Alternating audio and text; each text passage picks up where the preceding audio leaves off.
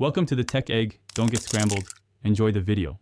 You begin by creating a new document with the correct size, units, and color mode so your output prints or screens correctly.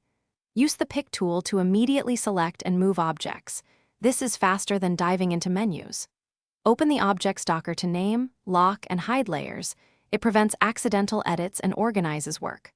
Once these basics are set, you'll save time and maintain consistency as you add shapes, text, and images. Now you build the core design. Draw basic shapes and convert them to curves so you can edit nodes for precise forms. Use the Shape tool to move points or smooth curves. That's how you refine logos and icons. Combine shapes with weld, trim, and intersect to create complex silhouettes. This replaces manual redraws.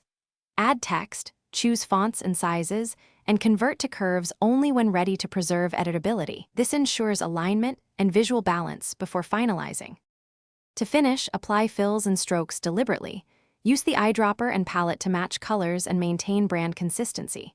When exporting, choose Export or Publish. Set the file format, resolution, DPI, and color profile to match the final medium.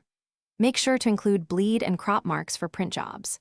If colors shift or text reflows, check that you use the correct RGB versus CMYK mode, embedded fonts, and adequate bleed. Fixing those usually resolves most issues.